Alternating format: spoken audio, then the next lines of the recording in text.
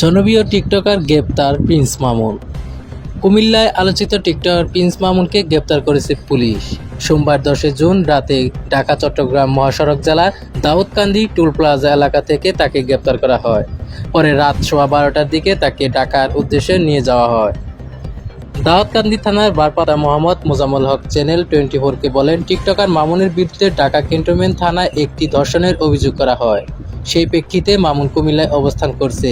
এমন তথ্যের ভিত্তিতে ঢাকা ক্যান্টনমেন্ট থানা পুলিশ আমাদেরকে গ্রেপ্তারের একটি রিকোয়েস্ট প্রেরণ করে।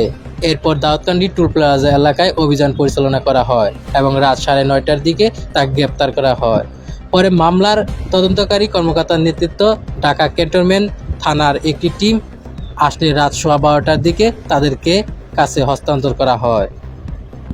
এদিকে অপর একটি সূত্র জানা যায়, গ্রেপ্তারের সময় প্রিন্স মামুনের পরনে ছিল কালো প্যান্ট, গোল আর একটি গেঞ্জি, গলায় ছিল মোটা একটি চেইন।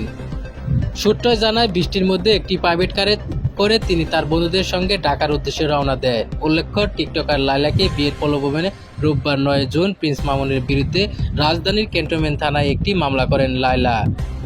অভিযোগে লায়লার উল্লেখ করেন, মামলার বিবাদী আব্দুল্লাহ আল মামুন ওরফে প্রিন্স মামুনের সঙ্গে আমার গত 3 বছর আগে সামাজিক যোগাযোগ মাধ্যমে ফেসবুকের মাধ্যমে পরিচয় হয়। পরিচয়ের এক পর্যায়ে মামুন আমাকে বিয়ে করবে মর্মে প্রলোভন দেখিয়ে আমার সঙ্গে প্রেমের সম্পর্ক স্থাপন করে। সে আমাকে জানায় তার ঢাকায় থাকার মতো নিজস্ব কোনো বাসা নেই। যেহেতু প্রেমের সম্পর্ক সৃষ্টি হয় এবং মামুন আমাকে বিয়ে করবে বলে জানায়, তাই তার কথা সরল মনে বিশ্বাস করে তাকে আমার বাসায় থাকার অনুমতি দেই। 2022 সালে 7 জানুয়ারি মামুন তার মাকে সঙ্গে নিয়ে আমার বাসায় এসে বসবাস করতে থাকে। ওই দিক থেকে সে আমার বাসায় আমার সঙ্গে একই রুমে থাকতে শুরু করে। আমাকে বিয়ের প্রলোভন দেখিয়ে আমার ইচ্ছার বিরুদ্ধে বিভিন্ন তারিখ ও সময়ের একাধিকবার আমার সঙ্গে শারীরিক সম্পর্ক স্থাপন করে।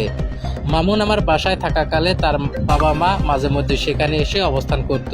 আমি মামুনকে একাধিকবার বিয়ের বিষয় বললে সে বিভিন্ন অজুহাতে সময়ে ক্ষেপণ করতে থাকে। সর্বশেষ চলতি বছরের 14 মার্চ মামুন আমার শয়ন কক্ষে আগের মতো আমাকে বিয়ের প্রলোভন দেখিয়ে আমাকে ধর্ষণ করে। পরবর্তী সময়ে আমি তাকে বিয়ের বিষয় বলে সে আমার উপর ক্ষিপ্ত হয়ে ওঠে, আমাকে বিভিন্ন অশ্লীল ভাষায় গালিগালাজ করে। ইসমান মিউজিক সেন্টার, ঢাকা।